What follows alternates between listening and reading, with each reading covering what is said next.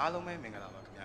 ဆိုတော့ကျွန်တော်နာမည်ကမောင်ဟင်းသက်ရှင်ဖြစ်ပါတယ်ခင်ဗျာကျွန်တော်ဒီမော်ဘီမြို့နယ်တန်နေပင်ကြီးရွာမှာနေထိုင်ပါတယ်ဗျကျွန်တော်ကျောင်းကတော့ NGEC ကျောင်းနဲ့တက်ရောက်သင်ကြားခဲ့ပါတယ်ဆိုတော့ကျွန်တော်တရားထိုင်နံပါတ်ကတော့40ခွန်ပါခင်ဗျာဆိုတော့ကျွန်တော်အရင်ကဘယ်လိုနေခဲ့မလဲဘယ်လို lifestyle နဲ့နေခဲ့မလဲဘယ်လိုပန်းနိုင်မျိုးတွေထားရှိခဲ့မလဲ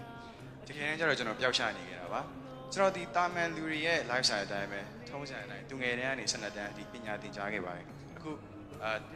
လက်တော်ကျွန်တော်12တန်းစာမွေးတက္ကသိုလ်ဝင်တဲ့စာမွေးဖြည့်ပြီးသွားပါပြီဆိုတော့ကျွန်တော်အခုချိန်မှာလောကကြီးလူလောကကြီးကိုခြေစုံပြစ်ဝင်ရတော့မယ်ဆိုတော့အချိန်ကိုရောက်လာတဲ့အချိန်ကျွန်တော်အတွေးတစ်ခုဝင်လာတယ်အဲ့ဒါကတော့ဟုတ်ပြီငါအခုဘဝကိုဆက်လက်ရှင်သန်ဖို့အတွက်ဘာ skill တွေငါမှရှိပြီလေအဲ့အတွေးတစ်ခုစတင်ဝင်ရောက်လာတယ်ဆိုတော့ကျွန်တော်အဲ့တော့ကိုရှိကိုဖြည်းဖြည်းနဲ့စိတ်ပူလာတယ်ပေါ့ဆိုတော့12တန်းပြီးချင်းမှာကိုတက်မြောက်ထားတာဆိုလို့ English skill တစ်ခုပဲကောင်းကောင်းတက်လာတယ်ဒါအောင်မှ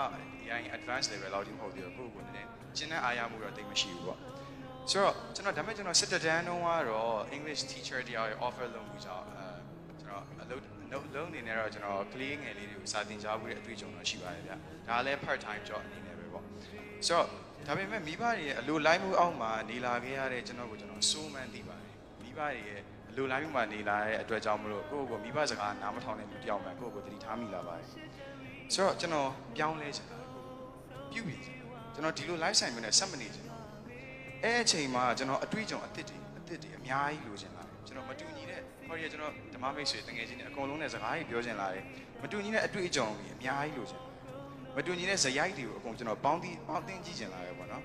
ထိုအချိန်မှာဟောဒီဓမ္မရန်ဒီတရားစခန်းအကြောင်းကျွန်တော်သတင်းကြားခဲ့ရတယ်ဆိုတော့ကျွန်တော်တို့ကျောင်းရဲ့ founder ကိုယ်တိုင်အားပဲကျွန်တော်ဒီကို live ပို့ပြီးတော့အနံပေးခဲ့တယ်ပေါ့နော်ဆိုတော့အဲ့တော့ကိုပြောင်းလဲခြင်းနေတဲ့လူငယ်တယောက်ဟောဒီတရားစခန်းကိုရောက်လာခဲ့တယ်ပဲဆိုတော့ကျွန်တော်12တန်းတစ်နှစ်လုံးကျောင်းမှာကန့်နေလာခဲ့ရတဲ့အတွက်ကြောင့်မလို့ကျွန်တော်တို့ဒီတရားစခန်းရဲ့ title ပေါ်ကလည်းခြောင်တယ်လို့တော့ပြောလို့ရတယ်ပေါ့နော်ဆိုတော့တင်ကြားရေးအပိုင်းကိုကျွန်တော်ပြောကြချင်ပါတယ်တင်ကြားရေးအပိုင်းမှာကျတော့ဒီဖုံနေဆီယာမတွေကအလွန်ဂရုစိုက်ကြပါတယ်ကိုရီးယားပဲဖုံးကန်ကြည့်လို့လာတော့မသိဘူးဒီလိုနာမည်ကြီးလာတဲ့ဆရာတော်တွေစီမှာစိတ်စေတနာပပနဲ့ဆရာတော်တွေသင်ပေးတာကိုခံနေရအလွန်ကံကောင်းတယ်လို့ကျွန်တော်ကြည့်မိပါတယ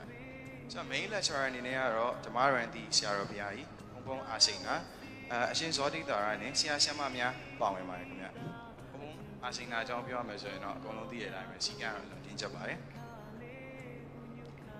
ကျောင်းသားတွေကိုလည်းဒါစီးနဲ့ကန်းနဲ့နေထိုင်တတ်အောင်သင်ကြားပေးခြင်းဖြစ်တဲ့အတွက်ကြောင့်ဒါကျေးဇူးတင်လို့လည်းရပါတယ်ထို့ပြင်ဆရာမတွေရဲ့ဘုံခံအပေါက်ဆိုးခံပြီးပြောဆိုဆုံးမပေးနေတဲ့ဆရာမတွေလည်းကျွန်တော်အရန်ကျေးဇူးတင်မိပါတယ်ဆရာမတွေရဲ့အပြုံးချွတ်ချွတ်လေးတွေကြောင့်ရန်ကိုစိတ်အေးချမ်းခဲ့ရပါတယ်တင်တဲ့လူတွေပါဆိုတော့ဘုံအာစိန်နာရဲ့တင်ကြားမှုမှာကြာကျွန်တော်သတိထားမိတာတခုကဆိုတော့ကျောင်းသားတွေကိုဆွဲဆောင်နေဖြစ်ပါတယ်ဘယ်လိုမျိုးလဲဆိုတော့ဘုံအာစိန်နာရဲ့တင်ကြားမှုမှာကြာတော့ကလေးတွေရဲ့အကြိုက်ကိုလိုက်ပြီးတော့ဟာတာရတမြောက်ထည့်ပြောတာလေးတွေ့ရပါတယ်ဘယ်လိုမျိုးလဲဆိုရင်အမှပြက်လုံးလေးတွေဟာတာလေးတွေထည့်ပြောဆိုခြင်းတို့အပြင်ဘုံအာစိန်နာပုံမြင်ပြောရင်လည်းဇက်တော်ကြီးပြောရင်လည်းနည်းနည်းဒဲရိုးဆန်တယ်ဘယ်လိုပုံစံမျိုးလဲဆိုတော့လူငယ်တွေနားလည်အောင်တော့ဘန်းစကားတွေနဲ့တင်ပြခြင်းဖြစ်ပါတယ်ပြောရရင်ကလေးတွေကိုမုတ်ပြီးဆွဲဆောင်နေပုံစံမျိုးပေါ့ပြီးတော့ဆီယာမဆာရဲ့တင်ကြားပုံကျတော့ကျွန်တော်စိတ်ထဲမှာဘုံအာစိန်နာနဲ့နည်းနည်းတူတယ်လို့ခံစားမိပါတယ်ပြီးတော့ဆီယာမထူးပဲပေါ့နော်သူတို့နှစ်ယောက်လည်းတင်ကြားပုံတွေကကလေးငယ်တွေကိုတင်နန်းသားတွေအိမ်မငိုက်အောင်သိရမလား active ဖြစ်အောင်စိတ်ဝင်စားလာအောင်ဆွဲဆောင်တဲ့တင်ကြားခြင်းမျိုးဖြစ်တယ်လို့ကျွန်တော်အနေနဲ့တင်နန်းသားတယောက်အနေနဲ့ထင်မြင်မိပါတယ်ပြီးတော့နောက်တစ်ချက်ကတော့သူကကျောင်းသူကျောင်းသားတွေပြပြထားတာပေါ့နော်ပြပြထားတဲ့အတွက်ကြောင့်မို့လို့မပြင်းရတော့ဘူးပေါ့အဲ့တစ်ချက်တော့ရှိပါတယ်ပြီးတော့ဖုံဓမ္မရန်တီဘုရားဓမ္မရန်တီအရှင်ဘုရားကြီးရဲ့တင်ကြားပုံမှာကျတော့ထူးခြားချက်ကကျတော့အရှင်ဘုရားကြီးတရားဟောတာတို့လိမ္မာတရားတွေပါတရားဓမ္မတွေပြသတဲ့နေရာမှာအရှင်ဘုရားကြီးကကိုယ်ခံမှုရာနဲ့ပြောပြတာကိုအကုန်လုံးသတိထားမိပါအရှင်ဘုရားရဲ့အတန်ကလည်းအလွန်ငြိမ်ချောင်းတိုင်ရပါတယ်ပုံပြင်ပြောတာတွေလည်းအရန်ကောင်းပါတယ်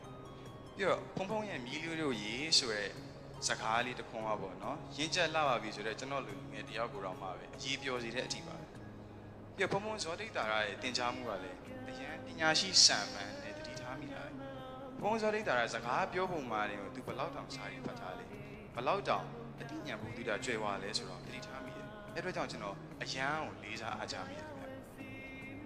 ျတို့အပြင်ဖုံရဲ့အစာဖက်ရန်လှုံ့ဆော်မှုတွေကလည်းတာမန်ပြောတာမျိုးမဟုတ်ပဲနဲ့ချက်နဲ့လက်နဲ့တတိချာချာအစီအစဉ်ကြကြပညာရှိဆန်ဆန်တင်ပြမှုကြောင့်သင်္ကန်းသားများရဲ့စာဖတ်ခြင်းစိတ်တွေနှိုးထလာခြင်း ထို့အပြင်မိမိကိုမိမိအထင်ကြီးမှုတွေရောကြလာကအတွေးတစ်ခုဝင်လာစီပါတယ်အဲ့ဒါကတော့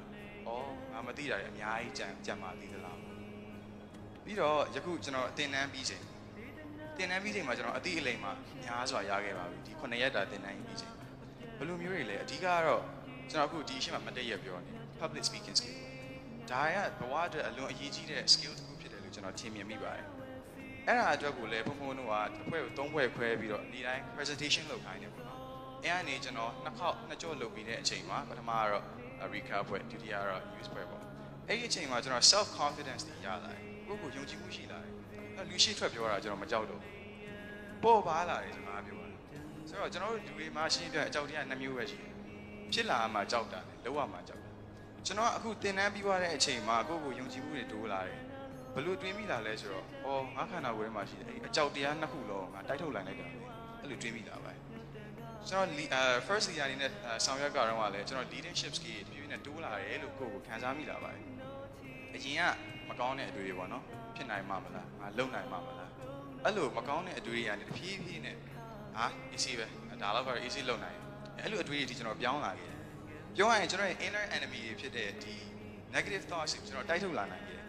ဒါတွေကလည်းဘုံဘုံဖျားရဲ့တရားဓမ္မတွေနဲ့အစီအစဉ်တွေကြောင့်ဖြစ်ပါတယ်ဆိုတော့ကျွန်တော်ဘုံဘုံဖျားတွေဆရာဆရာမတွေဆီကနေ inspire ယူစရာတွေအများကြီးရရှိခဲ့ပါတယ်ဒါတွေအကုန်လုံးကလည်းသင်ကြားပို့ချပေးနေတဲ့ဘုံဘုံတွေဆရာဆရာမတွေကြောင့်ပဲပေါ့နော်ချို့အပြင်ကျွန်တော်တရားထိုင်နေအရင်ကတရားထိုင်ရမှာအရင်ကြောက်ခဲ့ပါတယ်ကျွန်တော်တို့အရင်ကြည့်လို့တရားထိုင်ရမှာအရင်ကြောက်ခဲ့အခုတရားထိုင်နေကောင်းကောင်းသိလာတဲ့ဝိပဿနာရှုပွားနည်းတွေပဋိစ္စသမုပ္ပါအကြောင်းထို့အပြင်ကျွန်တော်မင်္ဂလာတုတ်လည်းရွတ်ဖတ်ပူဇော်တက်ခဲ့ပါပြီဒါလည်းအရှင်အာစိနာရဲ့အာစိနာအကြောင်းပါပေါ့နော်ထို့အပြင်မဆိုးခြင်းနဲ့ဆိုခဲ့ရတဲ့ကြပြလေးတွေပေါ့အဲ့ကြပြလေးတွေအကြောင်းလည်းကျွန်တော်တို့အခုလူလောကကြီးမှာယဉ်ကျေးပြုငါဆိုတာသွာလာနေထိုင်နည်းတွေ